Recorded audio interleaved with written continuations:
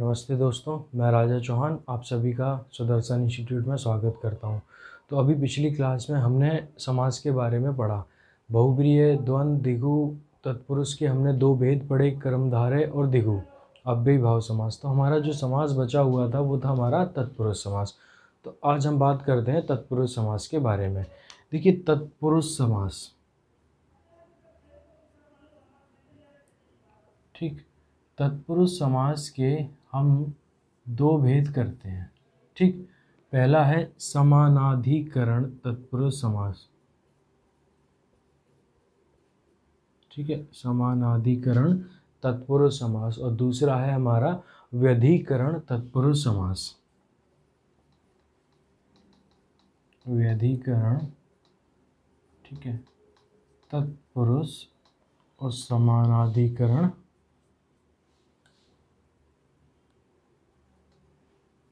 तत्पुरुष। तत्पुरुष समास के बारे में बताते हैं कि इसमें पूर्व पद प्रधान होता है।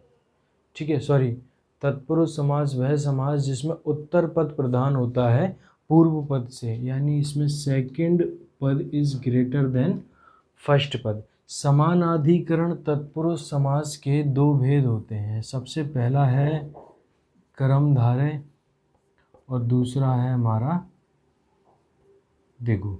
तो हमने कर्मधारय और द्विगु समास के बारे में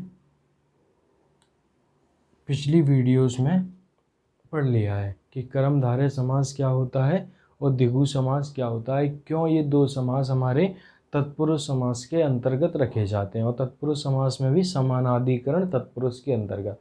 अब हम बात करते हैं व्यधिकरण तत्पुरुष समास की। तो सबसे पहले, यानी व्यधिकरण भी वही होगा जिसमें हमारा उत्तर पद बड़ा होगा पूर्व पद से। जैसे एक एग्जाम्पल है राजकुमार। ठीक, राजकुमार शब्द का जब हम विग्रह करते हैं तो शब्द बनता है, विग्रह बनता है इसका राजा का कुमार। ठीक, अगर मैं एक वाक्य बोलूं कि जैसे राजकुमार बीमार था, ठीक, तो कौन बीमार था, राजा या कुमार? ठीक, जैसे शब्द है राजकुमार, तो राजकुमार दो शब्दों से मिलकर बना है। पहला, जैसे अगर हम विग्रह करते हैं तो राजा का कुमार। ठीक है, राजकुमार बीमार था। अब प्रश्न बनता है कि कौन बीमार था, राजा या फिर कुमार? तो कौन बीमार था, कुमार। यानी जो सेकंड पद है, यानी उत्तर पद है, वो प्रधान हुआ किससे, हमारे पूर्व पद से।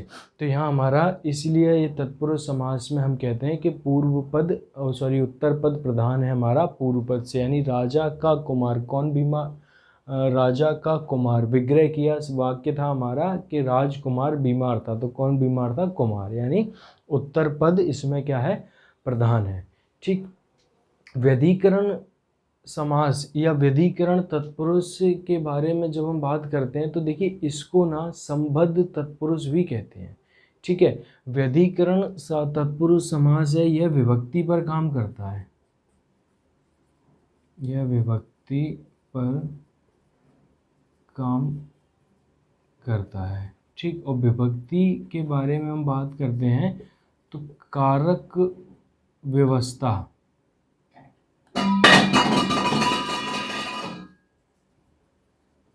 कारक व्यवस्था या कारक चिन्ह, इसे हम किसके बारे में बात करते हैं, विभक्ति के बारे में बात करते हैं। ठीक है, कारक व्यवस्था या कारक चिन्ह हिंदी में कितने होते हैं, हिंदी में हमारे 8 प्रकार के कारक होते हैं। ठीक है, तो सबसे पहले हम बात करते हैं कारक के बारे में। तो 8 कारकों के मैं यहाँ नाम लिख देता हूँ। सबसे पहला कारक है कर्ता कारक। ठीक, कर्ता, इसका कारक की विभक्ति चिन्ह क्या होती है, कर्ता ने। दूसरा है कर्म, कर्ता ने कर्म को करण से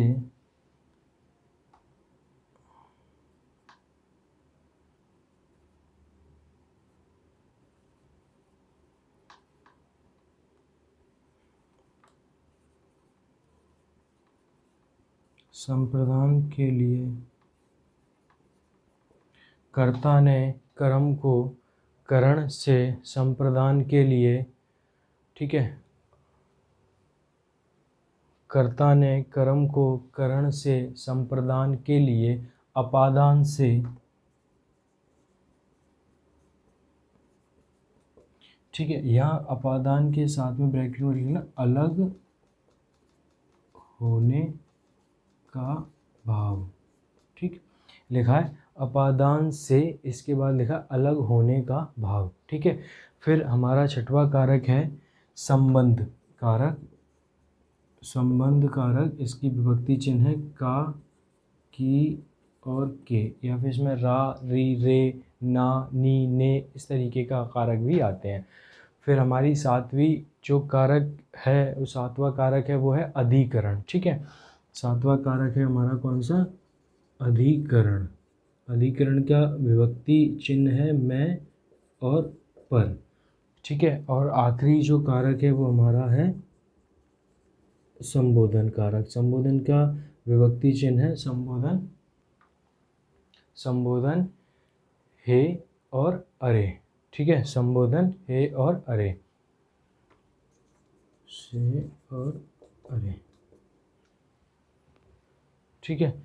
यहाँ विजिबल नहीं होगा तो इसको मैं यहाँ लिख देता हूँ, ठीक है। यहाँ लिख देते हैं इसको संबोधन ए और अरे, ठीक। संबोधन ए और हे और अरे। तो ये हमारे 8 कारक हुए, ठीक है। व्यधिकरण तत्पुरुष यह विभक्ति पर काम करता है, यानी विभक्ति क्या है? कारक व्यवस्था है। और कारक हिंदी में कितने होते हैं? 8 होते हैं। सबसे पहला कारक कर्ता, ठीक। मैं इनके नाम लिख देता हूँ। तो देखो इसको हम बोलते हैं प्रथम कारक, ठीक। प्रथम,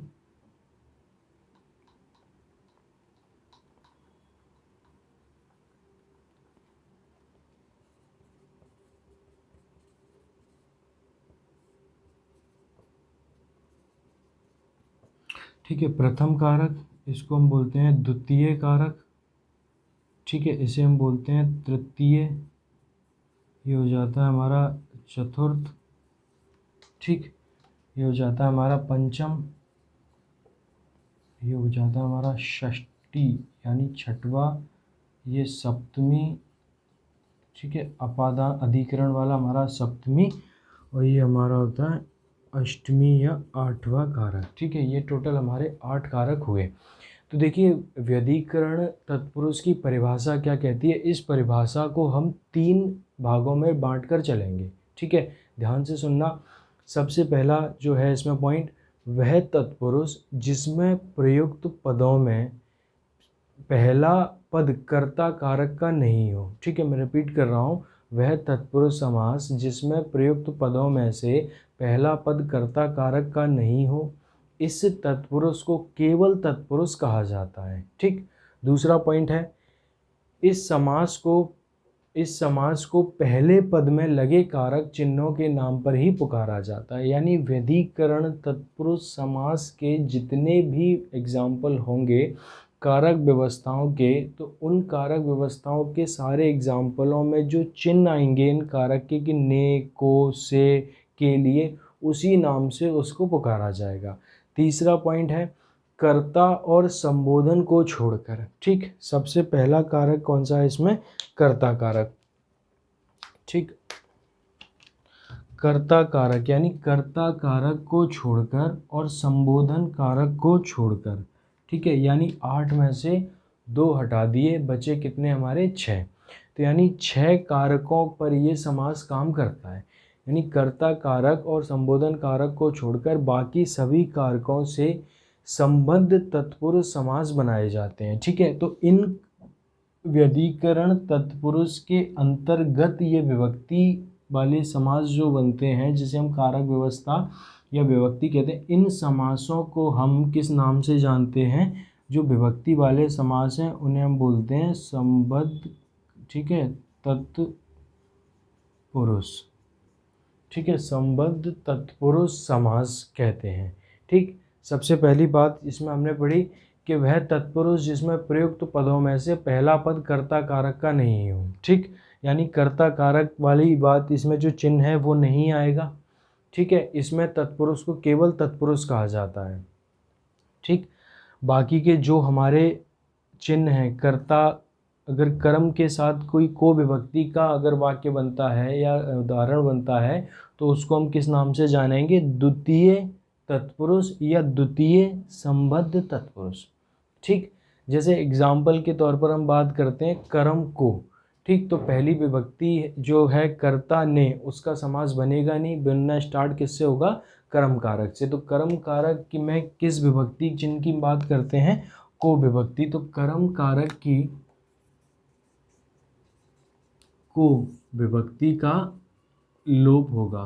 ठीक, इसके जितने एग्जाम्पल होंगे उसमें हमारी को विभक्ति का लोप होता है। जैसे एग्जाम्पल के तौर पे हम बात बोलते हैं ग्रहगत। ठीक है, ग्रहागत, तो इसका एग्जाम्पल का विग्रह जब हम करेंगे तो ग्रह को आगत। जैसे एग्जाम्पल डायरेक्ट विग्रह की बात करते हैं, ग्रह को आगत, तो इसका शब्द क्या बन जाएगा? ग्रहागत।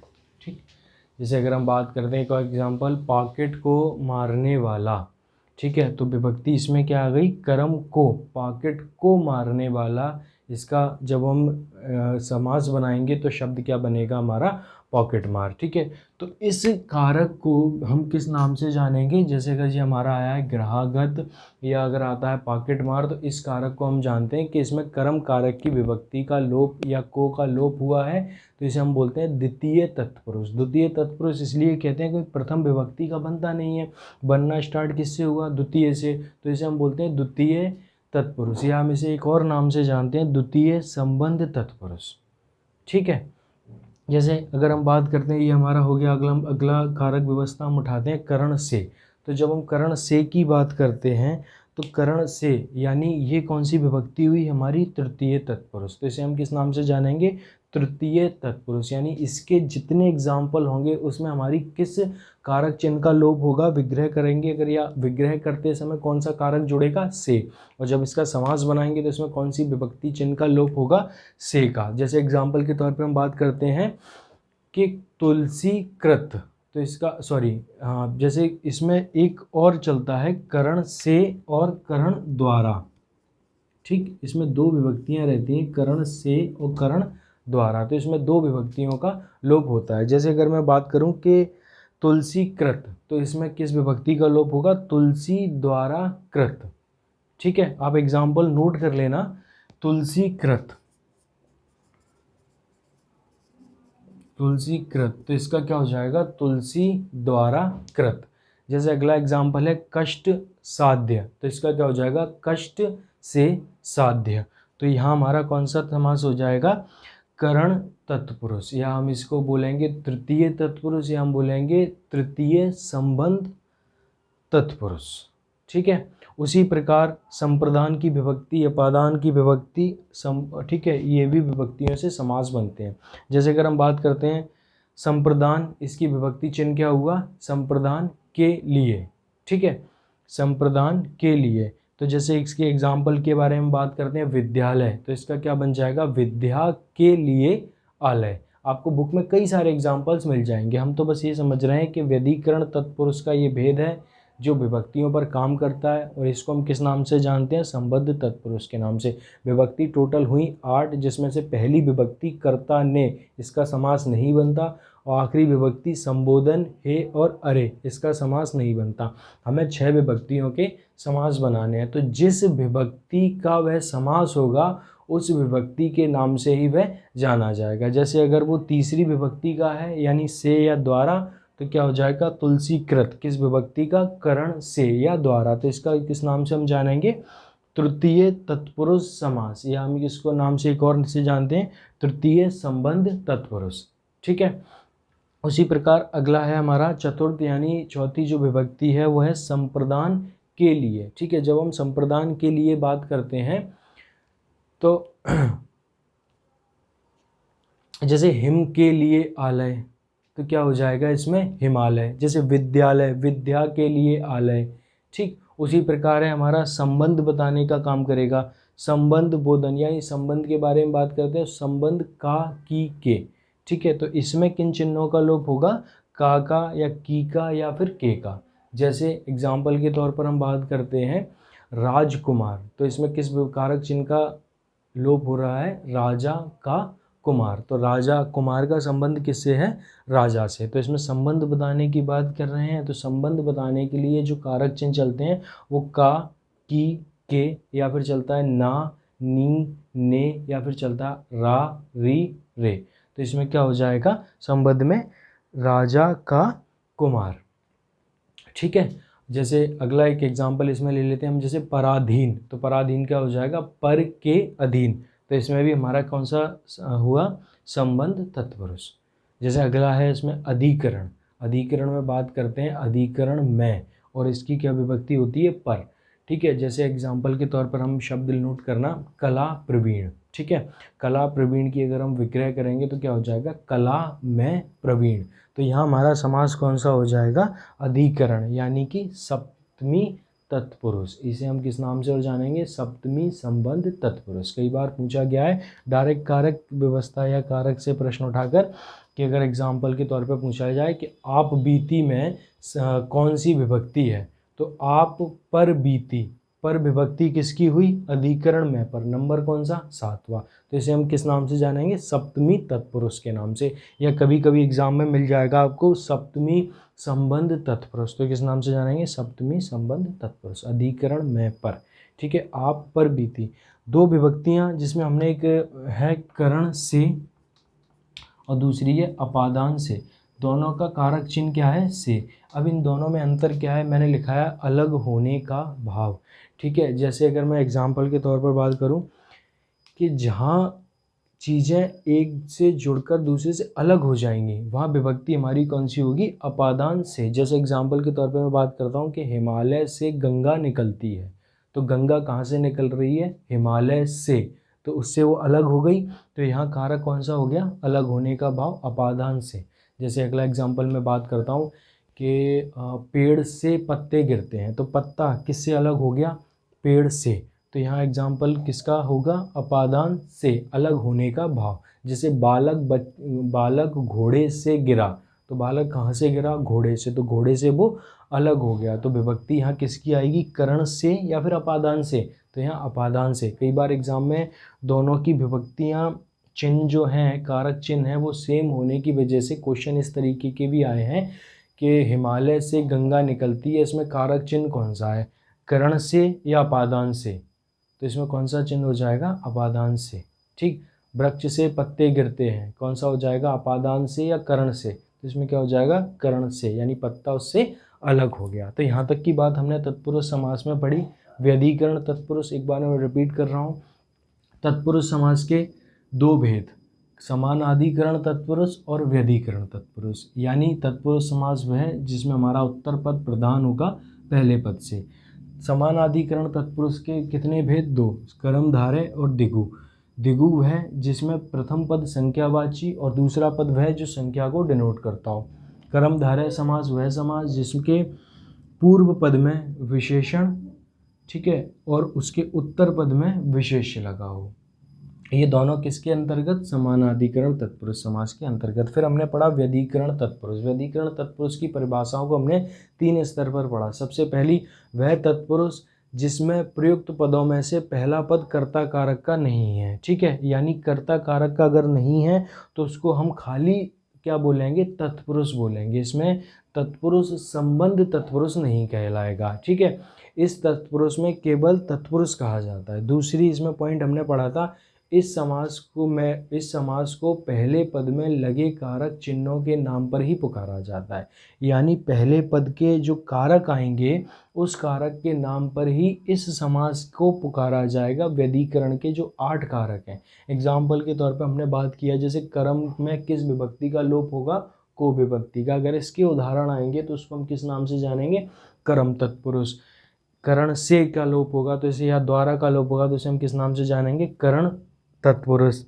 कर्म तत्पुरुष, संप्रदान तत्पुरुष, अपादान तत्पुरुष, संबंध तत्पुरुष, अधिकरण तत्पुरुष। संबोधन का बनता नहीं है। ठीक है।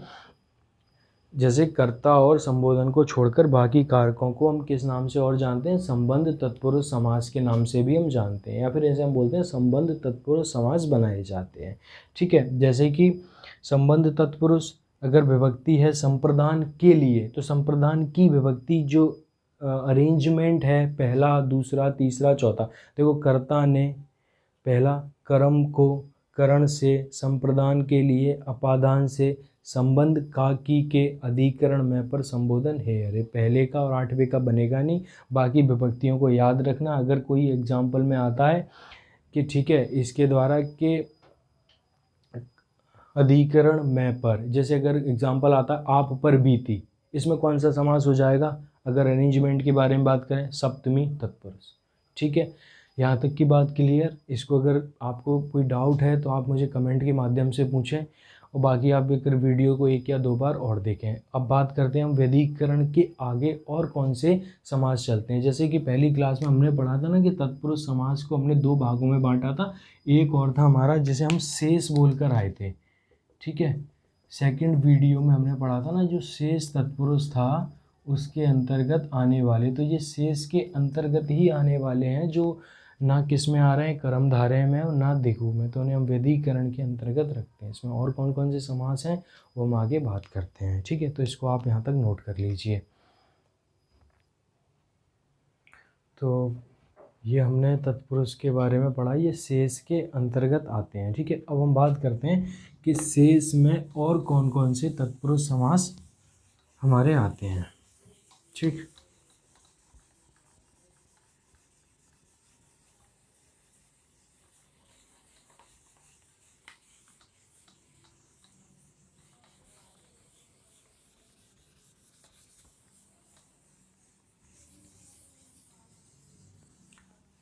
तो सबसे पहला अब हम बात करते हैं शेष में ही हमारा, तो सबसे पहला चलेगा उपपद तत्पुरुष। ठीक है, सबसे पहला उपपद तत्पुरुष। ठीक, ये क्या होता है? देखिए, उपपद तत्पुरुष जिस समास का अंतिम पद ऐसा कृदंत होता है जिसका स्वतंत्र रूप से प्रयोग नहीं होता। ठीक, कृदंत क्या होते हैं इसके बारे में हम बात करेंगे जब हम पहुंचेंगे बाग भाग पे। ठीक है, तो अभी फ़िलहाल के लिए याद रख लो, कृदंत का मतलब होता है पार्टिसिपल। ठीक है, जिसे आप इंग्लिश में पार्टिसिपल बोलते हैं उसे हम क्या बोलते हैं? कृदंत। ठीक है, तो यानी उपपद तत्पुरुष जिस समास का अंतिम पद ऐसा कृदंत होता है, ऐसा पार्टिसिपल होता है, लास्ट पद जिसका स्वतंत्र रूप से प्रयोग नहीं होता। एग्जाम्पल की बात करते हैं, जैसे कुंभ को करने वाला, तो इसका एग्जाम्पल, इसका विग्रह जो है कुंभ को करने वाला, इसका संक्षेप रूप क्या होगा? कुंभकार। ठीक है, एग्जाम्पल के तौर पर हम बात कर लेते हैं, इसमें पहला शब्द क्या आ जाएगा? कुंभकार। ठीक, दूसरा है जल में जन्मने वाला। ठीक है, जल में जन्मने वाला या जल में जन्म लेने वाला, तो इसको हम क्या बोलेंगे? जलज। ठीक, जलज। तो देखिए, जिस समास का अंतिम पद ऐसा कृदंत होता है, अंतिम पद क्या हुआ? कार। इसमें क्या हुआ? अंतिम पद जा। अंतिम पद ऐसा कृदंत होता है जिसका स्वतंत्र रूप से प्रयोग नहीं होता। तो ये दो जो शब्द आए हैं, ठीक है, कार और जा, इनका स्वतंत्र रूप से प्रयोग नहीं होगा, उसे हम क्या कहेंगे? उपपद तत्पुरुष। ठीक है, दूसरा हम पढ़ेंगे इसमें अलुक तत्पुरुष। ठीक, अलग तत्पुरुष के बारे में बात करते हैं। अलग तत्पुरुष, इसमें का के नीचे हलंत लगा हुआ है। ठीक है, जिस समास के पहले पद की विभक्ति, विभक्ति यानी कारक चिन्ह का लोप ना होकर उसी में ही तिरोहित हो जाती है। यानी इसके जो पद का जब हम विग्रह करेंगे तो विग्रह करने के बाद जो कारक की विभक्ति आएगी वो विभक्ति का लोप ना होकर उसी शब्द में तिरोहित यानी उसी में समा जाती है। जैसे उदाहरण के तौर पर हम लेकर चलते हैं, युद्ध में स्थिर रहने वाला। ठीक है, इसके एग्जाम्पल के बारे में बात करते हैं। युद्ध में स्थिर रहने वाला। ठीक, युद्ध में स्थिर रहने वाला, तो इसमें विभक्ति क्या है? अधिकरण में, यानी मैं की विभक्ति आ रही है। तो ये मैं जो विभक्ति है वो इसी युद्ध में शामिल हो जाएगी या इसी में तिरोहित हो जाएगी। तो जब ये मैं इस युद्ध में जुड़ेगा तो ये शब्द बनेगा युधि। ठीक है, ये बनेगा क्या शब्द? युधि। तो युद्ध में स्थिर रहने वाला शब्द पूरा क्या बन जाएगा? युधिष्ठिर। ठीक है, युद्ध में स्थिर रहने वाला यानी युधिष्ठिर। अगला है हमारा तीसरा, उसे हम बोलेंगे मयूर व्यंग्यादि तत्पुरुष। ठीक है, ये आधा वाह है, या के ऊपर अंक की बिंदी, फिर इसमें सा और कादि। ठीक है,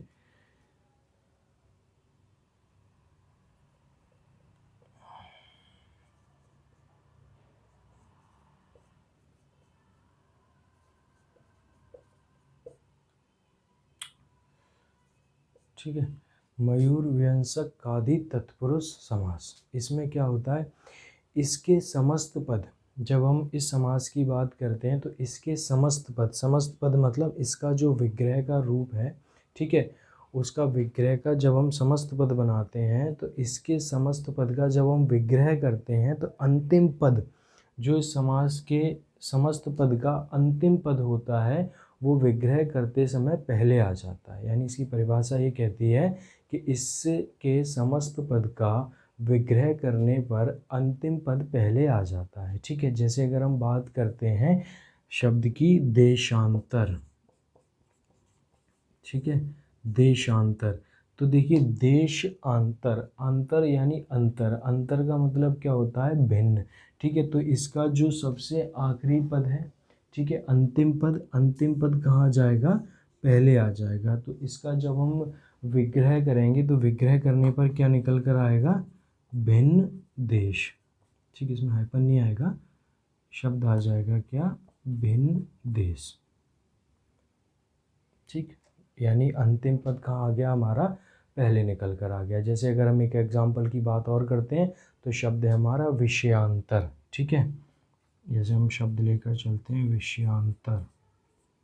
जब हम विषयांतर की बात करते हैं तो विषयांतर में जो अगला हमारा लास्ट शब्द है या लास्ट पद है वो हमारा पहले निकल कर आ जाएगा। यानी अंतर यहाँ भिन्न यहाँ हो जाएगा, इसका मतलब क्या हो जाएगा? अन्य। देखिए, अन्य बात करें या हम भिन्न की बात करें, ये सारे एक ही शब्द के पर्यायवाची हैं। तो ठीक है, विषयांतर, इसका अगर हम विग्रह करते हैं तो जो अंतिम पद है वो पहले निकल कर आ जाता है। तो इसका विग्रह क्या हो जाएगा? अन्य विषय। ठीक, एक और एग्जाम्पल अगर हम ले लेते हैं, जैसे एक मात्र। ठीक है, तो एक मात्र, मात्र अंतिम पद निकल कर कहाँ जाएगा? पहले। इसका जब हम विग्रह करते हैं तो इसका विग्रह क्या हो जाएगा? केवल एक। ठीक है, शब्द है हमारा, मैं कहाँ यहाँ लिख देता हूँ। ठीक है, जैसे शब्द है हमारा एक मात्र, तो इसका विग्रह क्या हो जाएगा?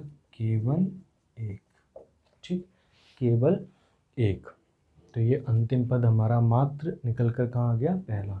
ठीक है, इसके समस्त पद का विग्रह करने पर अंतिम पद पहले आ जाता है। सबसे पहले हमने पढ़ा उपपद तत्पुरुष, जिस समास का अंतिम पद ऐसा कृदंत होता है जिसका स्वतंत्र रूप से प्रयोग नहीं होता। जैसे कार और जा, इनका स्वतंत्र रूप से प्रयोग नहीं होगा, उसे हम क्या बोलेंगे? उपपद तत्पुरुष। अलग तत्पुरुष के बारे में बात करते हैं कि वो जो विभक्ति है वो अलग नहीं होकर, उसका लोप नहीं होता, उसी में वो सम्मिलित हो जाती है। जैसे युद्ध में युधि और स्थिर रहने वाला स्थिर, यानी शब्द क्या बना? युधिष्ठिर।